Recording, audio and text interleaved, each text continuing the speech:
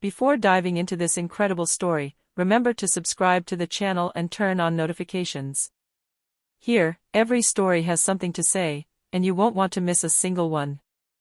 The rain fell relentlessly on the gray sidewalks of New York. Passers-by quickened their pace, carefully avoiding the staggering figure of a man in a soaked coat, his eyes lost in space.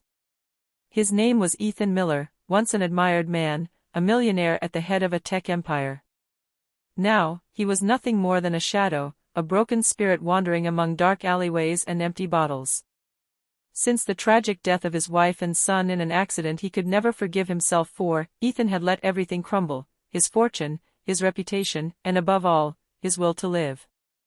On a street corner, under an old porch, a young woman was wiping her flour-covered hands. Lily Turner, 22 years old, was coming off a double shift at a small cafe in the Bronx.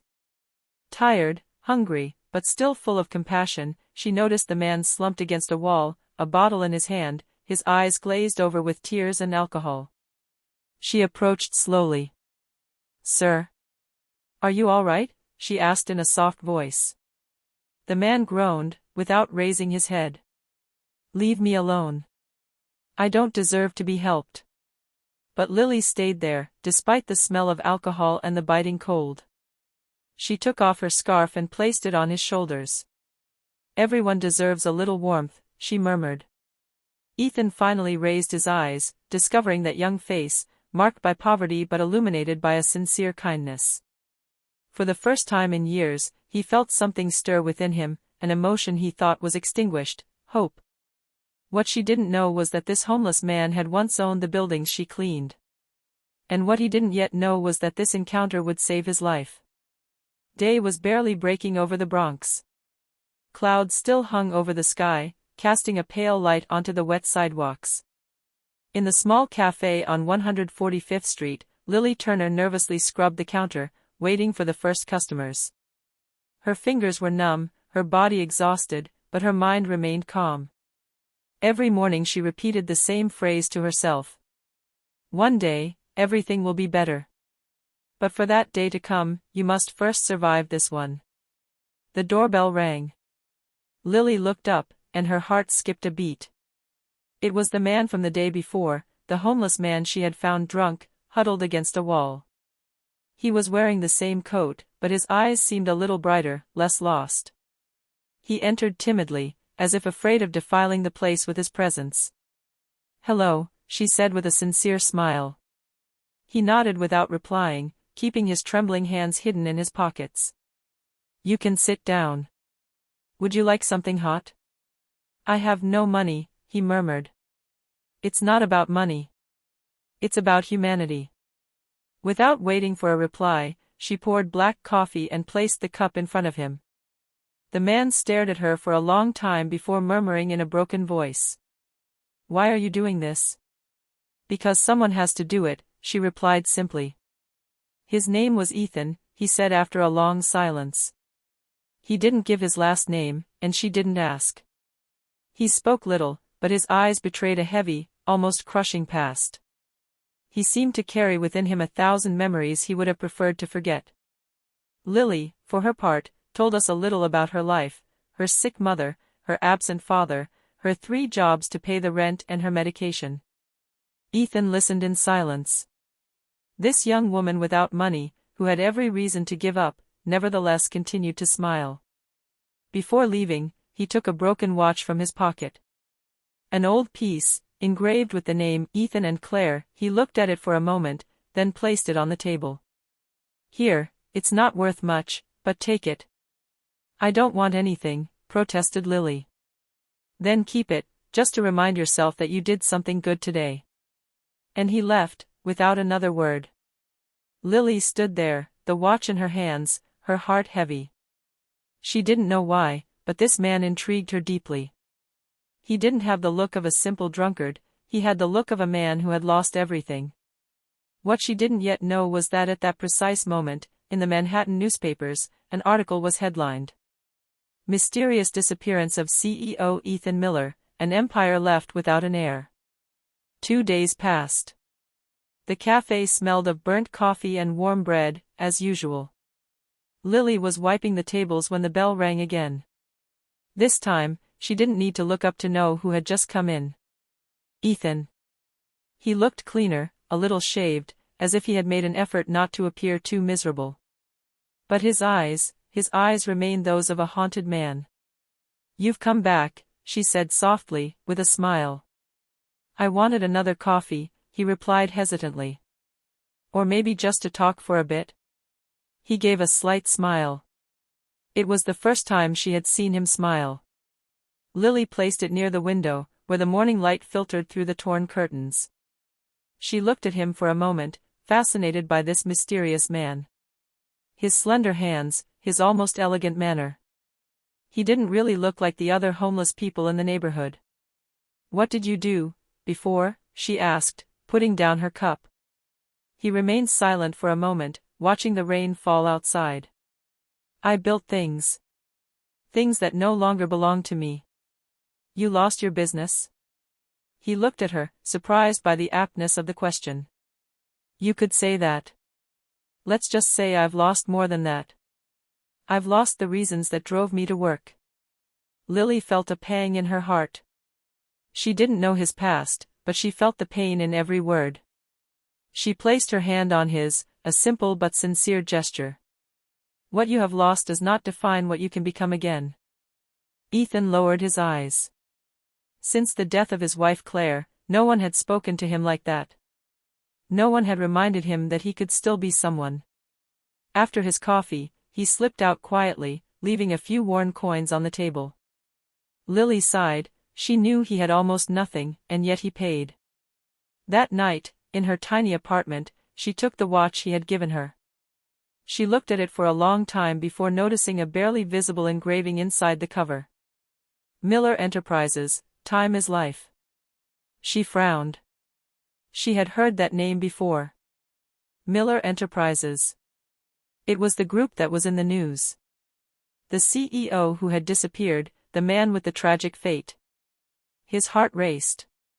She immediately searched on her old phone, and when she saw the man's picture in the articles, her breath caught in her throat. It was him. The man she had found drunk in the street. The man she had thought was lost. Ethan Miller. And at that precise moment, she understood that her destiny had just become intertwined with that of a broken millionaire. The next morning, the rain had stopped. A timid ray of sunlight pierced the cafe window. Lily was nervous. All night, she had reread articles about Ethan Miller, the technological genius, the philanthropist beloved by the public, then, overnight, gone after the tragic death of his wife and son in a car accident. When the doorbell rang, her heart leaped. Ethan entered, wearing a worn coat, his features drawn, but his gaze more serene than before. "Hello, Lily," he said in a deep voice. She felt a shiver. He had never said her name before. She served him his usual coffee, her hands trembling. "Ethan, can I ask you a question?" He looked up, suspiciously. "Of course. Who are you really?" A heavy silence fell between them. Ethan felt his heart tighten. He knew that moment would eventually come. "Why this question?" he asked softly. She took the watch out of her pocket and placed it on the table. "Because I know how to read. And the name engraved in there, Miller Enterprises, it's the image of a man we thought was dead. A man who looks like you." Ethan froze. His fingers tightened around the hot cup. The walls of the cafe suddenly seemed too close, the air too heavy. "So it's true," she murmured. "You are Ethan Miller." He sighed, his eyes shining with emotion. "I am no longer that man. Not since the day I lost everything." Lily remained silent. He continued, his voice breaking. "It was a Saturday. Claire wanted to surprise me with our son, Noah. They came to my office to invite me to lunch. I was in a meeting, again. I answered the phone angrily. I told them to go home. 10 minutes later, I got a call. There had been an accident on the road. A runaway car." Her voice tightened. "They didn't survive. And I survived, everything. The money, the journalists, the loneliness. But not the guilt. A tear rolled down her cheek. Lily, distraught, placed her hand on his. It wasn't your fault. Yes. Because I chose work instead of them. And now. I don't know why I should continue. She got up, walked around the counter and came to sit next to him. Because somewhere, someone still needs you. Maybe not as CEO, but as a human being. Ethan looked at her for a long time. In her eyes, he saw something he hadn't seen for years, faith in him. He took a trembling breath. Lily, I don't know why you care about me. I'm just a ghost. No, Ethan, she said, squeezing his hand. You are a man who is suffering, and that is still a sign of life. And for the first time since the deaths of Claire and Noah, Ethan Miller cried, not from shame, but from relief. Weeks passed. Ethan returned every morning to the small cafe on 145th Street. It wasn't just for the coffee anymore, it was for Lily. She listened to him, spoke to him, sometimes in silence, sometimes simply smiling. And little by little, this man who thought he was lost found a breath of life again. One morning, he came in wearing a clean shirt and a new coat. He had shaved his beard, and his eyes, once dull, shone again. Lily had a hard time hiding her emotion. Wow, someone made an effort today, she said with a teasing smile. Let's just say, someone reminded me that I was still worth it. This person must be special, then. She is, he replied, looking her straight in the eyes. Since then, they shared everything, their meals, their stories, their silences. Lily taught him simplicity, the joy of small things, a shared coffee, a hummed song, the sunset over the rooftops of the Bronx. And Ethan, for his part, was teaching him to dream bigger, to believe that poverty was not an identity, but a stage. One evening, they were walking in the park, under the yellowish streetlights. Ethan stopped near a bench, his gaze lost in the trees. Lily. I lied to you by omission. How so? I have never ceased to be the owner of Miller Enterprises. My partner manages everything in my absence. I fled, but I did not disappear. She stared at him, surprised, without anger, just moved. Why tell me now? Because I want to stop running away. And because it's thanks to you that I have the strength to do so. He took a small USB key out of his pocket, which was placed in a silver box. This is the plan for a project I want to create in your name. A foundation for the young people of the Bronx, for those who have nothing but have a heart like yours. Lily felt tears welling up in her eyes. Ethan, I don't deserve this. Yes. You did what no fortune could buy, you gave me back my life. Silence fell. Then, softly, he added. And if you agree, I would like you to be by my side. Not just for the foundation. But, in my life. Lily remained silent, her eyes shining in the light of the street lamps. She approached, placed her hand on his, and simply said. If it's to walk towards the light, then yes. Ethan smiled. For the first time in years, he felt alive. The broken man had found peace, not in wealth, but in the kindness of a poor girl with a big heart. And that night, under a rain-washed sky, two wounded souls began to heal together. 1 year later. The sun was rising gently over New York, tinting the Bronx buildings pink. In front of a large renovated building, a sign shone in the morning light. The Lily Hope Foundation, to give a second chance to those who have never had one. Children laughed in the courtyard, volunteers distributed meals, and at the center of this excitement, Lily Turner Miller held a bouquet of flowers in her hands. She wore a simple dress, her gaze filled with a gentleness that nothing could extinguish. A hand landed on his shoulder. She turned around and smiled.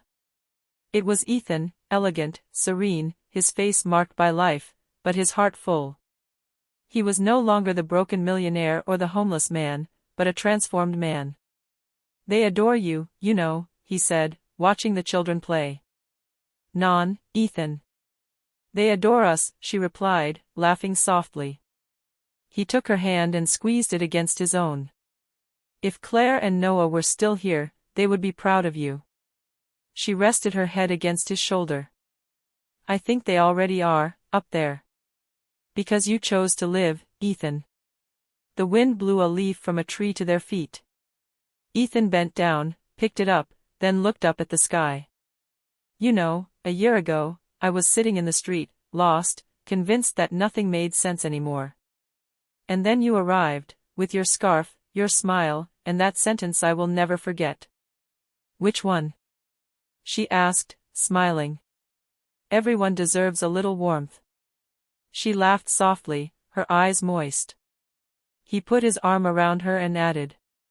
And today, it's me who wants to give it to you, for the rest of my life. A murmur of laughter and applause arose around them. The children watched them, happy, their hands joined as if blessing this union born of kindness and forgiveness. Ethan kissed Lily on the forehead. The bells of the nearby church rang 9 o'clock. A new day was beginning. And this time, it was no longer about money, success, or regrets. Only love, faith, and rebirth.